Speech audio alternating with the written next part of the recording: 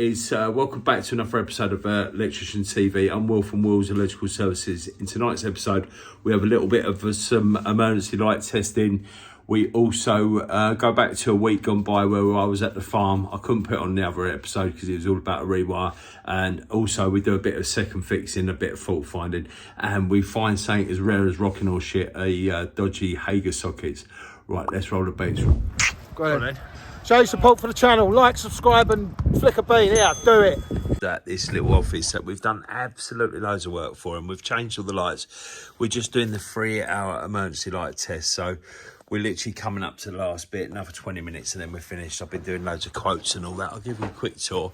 So basically what I do is we just do a 3-hour drop test once a year. We've done loads of work. I'm just saying on my Instagram story, is that I'd done a call out here about 3-4 years ago, and all it was to change the light fitting in the bathroom, and it's turned out I've done all the lights, I've done all the switches. All these lights are actually on.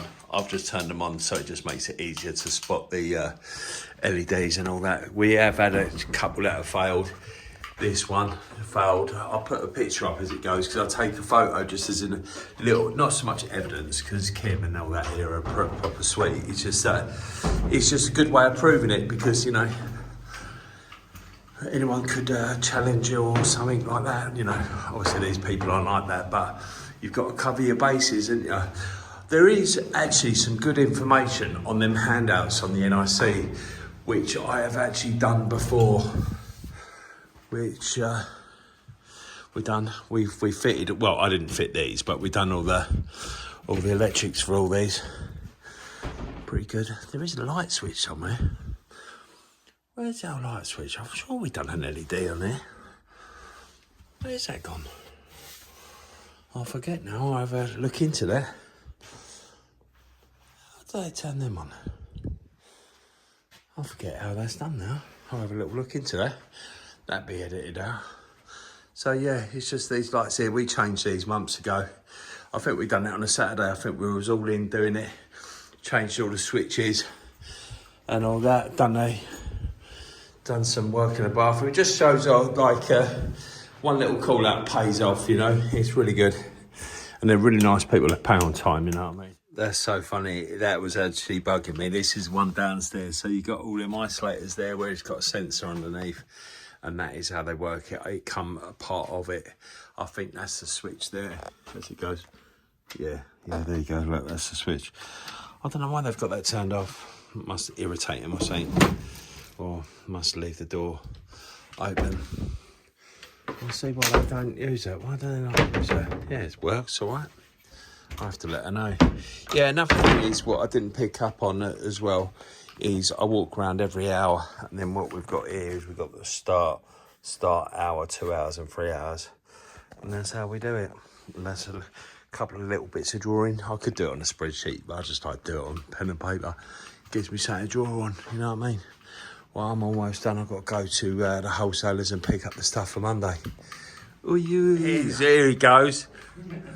Paul, cut the shit, Paul. Who's winning tomorrow? It'll be the Arsenal, won't it? We'll 3-1, Martinelli. You've been on drugs. You're letting him out. Like, what are you on drugs for, mate? What are you on drugs for? I've come to pick up that Knightsbridge gear. Yeah. You got Liverpool tomorrow? What, is it tomorrow? No. Oh, is it? Ours is 12:30 because we're supposed to be playing at... No, ours is 4:30. Is it? Oh, I should be home by then. So I was due to start. Oh, sweet. What's it? Silent but Violent fan. Les has sent you over some quotes. Obviously, all the fluorescents are the LED versions here. Yeah, She don't half make hard work of it. I've got one of them done, mate. Yeah, nice one. Should have the other one done before the end of the All right, cheers. Yeah, because that other one was a 3 foot, was 36 inches or 80 centimetres. Do you like that, Paul, in your face? Like, Just back at this job for MCS.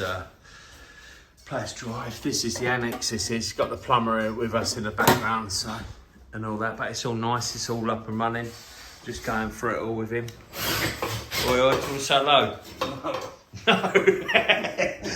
Working out. We were just chatting the last time he see me. I was all zombie-fied at that festival, wasn't it? Yeah. God, that's rough. I woke up in the field. Hey, that's life. That's come out all right. We're almost done here. He's got to do the rewire next. I think he wants the light there, but he's got to show us what light he wants.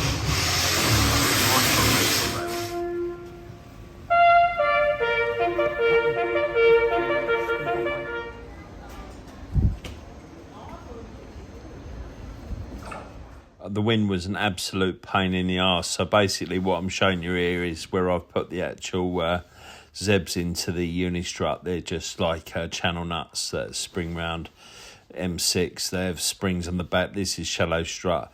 Also, he wanted a single socket and a three-phase commander socket on the bottom, coupled on. Eventually he did want it there, but he can't decide. He's having like loads of concrete walls and all that, and we're pricing to do all the lights in here as well, so we will probably do them. I'm going to try and see if we can get away with a wireless switch. I'll probably put an override switch and a wireless switch so we can switch it from over there. But all in all, it's pretty good. We've just got a little bit left to do over in that board, and then we'll be done. Basically got the Zebs in the Unistrut, and this is what I use, this bit here. I've reviewed it. I'll put a link in my thing below, but these are absolutely pony. The only problem is the reason I like to use these on cable tray than rather than normal nuts is because that bit there sits flusher so the cables can roll over neater. But yeah, they are pretty pony. I'll try and show you me doing one up, but where this slips like anything, so I'll get them started. And then you probably will get some wind because I'm holding this as I go around, but I do apologise. And see that there, so that lines up. I'll put that little bit of marker there just to cheat a little bit. And that goes up, and that's done up, and I'll link it up with a driver. And it's as easy as I know most of you boys to probably do commercials, so I'm not really showing you anything, but it is what it is. I tell you one thing, it is proper moody. Look, I'll spin it round, I've got some moody hat on as well. How do I do it? Does that work? What's that doing? Right. Yeah, so I've got this little hat on. It's like the wholesalers gave me, I think. Is it a fuse box or something like that? Yeah, proper moody.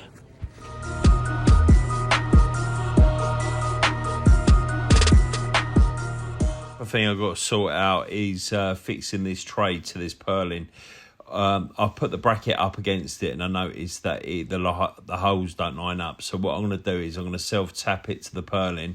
Then I'll probably gutter bolt it to the tray. As you can see, the tray profile changes. So I managed to get that bracket bolted to the tray and self-tap to the purlin. At some point I'll probably have to bond the two trays together. Then also I'll probably have to do the structural steel. I did actually drill through the middle.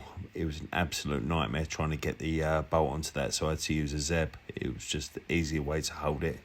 Looks pony, but doing the job. So on this bit, I'm literally just putting in the main switch with the links that come with it. As I show in the little clear bag, that's the bit that comes with it. It's just free. It's 3 links to the from the spine of the buzz bar to the main switch, then also a neutral link. I'm actually got to change this for a 30 milliamp RCD main switch instead of doing individual RCBOs. It's just going to be easier. What I use, like, so when I'm doing up the bolts here, so it says 5 Newton meters there. I just do just under 5 at first, just try and get it to bite. It is a bit nerve-wracking, to be fair, because I have had one of those shear on me before. About 3.5 Newton meters, so it is squeaky bum time because it means changing the whole board, but it is what it is, you know what I mean? But yeah, that's what I use. It's a lovely little bit of kit it is. Just quickly show you something. So I'm having to fit this commando socket actually on Unistrut, the same as what I've got to do with the socket. Reason being is that if you look at the top of that box, there's about 20 mil to that inlet, and if you look around here, the centre of the board, because obviously where it has that bit there, that would hit it if it was straight against the wall, so you have to step it off, which is a bit of a nightmare. That was a nightmare getting there. Then I had to use a set for the structural steel. The neutral split on me, so it only split a little bit, so I've had to tape them all up, but that is the reason why I have to put it on the Unistrut, which is a bit of a nightmare, but lucky enough, obviously cut 2 extra last week, so it's all right, touch. Right, well, so what I'll do here is I'll give you a quick update of what I've done. So the tray's all bolted, ready for the cabling. I've got the Scarmore double socket, outside double socket bolted on. Also got the commander socket bolted on, ready to be wired. I was on a podcast the other week where we were chatting about dodgy materials. Look at the state and how thin these bushes, and also the armoured gland. Like the armoured gland, like even though we got it tight, is you can see like about 1 mil around half of the lock nut. It's absolutely tragic. Also, I nicked a bit of the neutral, so I decided to tape it all up. The heat sleeve, the heat shrink was just too big, so I just taped them all up. You know, I'm happy to do that. You know what I mean? I think you're being a bit too anal if you're not happy using tray, but each to their own, I suppose. Who am I to judge? Right, so yeah, and got all the earths linked together. As you can see, I've already done the structural steel on this bit. It's come out all right. The only trouble is that I'm waiting for the farmer to actually finish the sheds. Right, so I'll just quickly show you this. So I've literally just stripped down some 6mm twin and earth because this is a 32 amp 6mm, and it said when I looked in the book the other night, it said it had to be 6mm, but it can't be right. Surely 4mm singles in metal conduit, because it's just coupled to the end, would be okay. So I've just literally put these ferrules on there. I know you can use the pin crimps and all that, but I'm more than happy with that, you know what I mean? And that's better than nothing anyway, even though I've got the other ones in there. I'll show you in a bit. He's saying that I see on Ryan Davies. So basically what he does is you just put that on backwards. So with my crimpers, I have to do it this way. So then get that like that, so it's back. Crimp it, then cut off the plastic, and then take the crimpers off. That's such a good idea. I might do that all on the other side for the MCB. So I've just done that what Ryan does with the ferrules backwards, and look, they actually fit in the cage perfectly. I think I might probably do that from now on. That's absolutely perfect. Nice one, Ryan. Well, it's safe to say the heavens have opened up, and that is a nightmare because I'm about one socket from second fixing. I'll do that tomorrow night. I'm gonna have to come back. He's gonna have to finish this. It's doing my fucking nutting, you know what I mean? Look at this beetle, look. It's like a scorpion. The fuck are you guys? Look at you. I ain't about that life. This side goes in straight away. Yeah. And then this side. No walk on. Yeah. There was one in the other room, you couldn't even get it in. No. That's the brand new hager ones. You know what I mean? Better than this. Right, which were the other ones? So we've changed them all over now, yeah? Yeah, so the customer complained that they couldn't get the sockets in, and we've used Hager for years, and I've never even had one that were faulty. Where's all them other ones gone there? Oh, throw them away, guys. Yeah, we can't. That's they'll be dragged around for the rest of our lives. Yeah, quickly show the people. You got a plug top on you? No, mate. Ebbs, you got a plug top? Yeah. Yeah, just demonstrate learners here. Absolutely brand new Hager ones, though.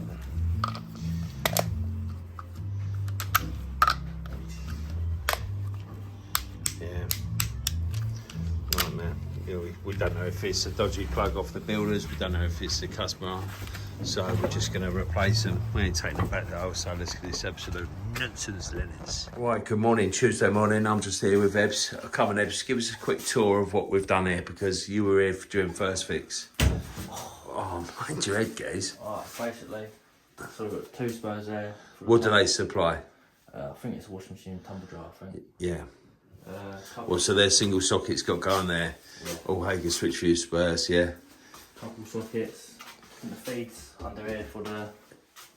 It's up there, look. Yeah. It's up there. He's the guys does a lot of kitchen fitting anyway, so he supplied them. So we're gonna do a profile along there, up there. And up there, we have actually got the lot of void behind, so we're going to drop them down. That one's got a little crevice there, but this one, what we're going to do is we're probably going to put a little bit of profile along there to hide the lead, and probably the same there. He was happy with them ones being clipped, but he's got 2 lamps, so we might as well do that. So all in all, should be all right. We just got to put bezels and a fan up there, fan ISO. Should be a nice one, MC. Hopefully. rolling in with the MC Ebs. Yes. Ebs. So give us a couple of tips then. Why are we using fly leads? The reason we're using fly leads is instead of just cutting the cable a bit short and then putting it in the back box. Yeah. So what type of fly lead is it? Just 1/5 singles. Yeah. Or what's the correct term? Circuit protective conductor. Yes. Nice one. And also, when we're second fixing, why do we use a hoover to hoover out the boxes?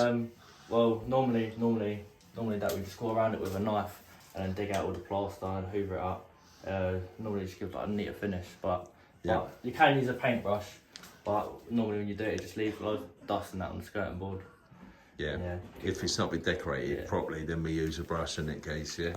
Nice one. Cheers, Ebs.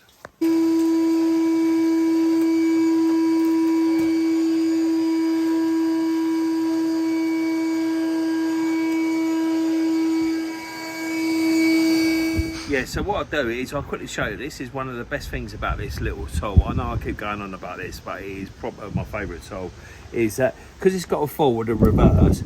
For some reason, if I'll show you in forward, but because we probably have got enough. But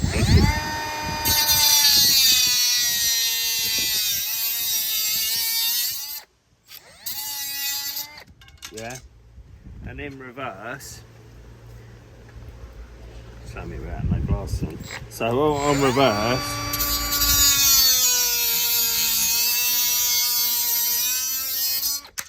True to form, it works a treat anyway. But normally you have to put a reverse because usually if you put it into forward, it bites up at it. That's why it's a bit of a nightmare to do with a normal grinder. But if you do it reverse, it's usually pucker.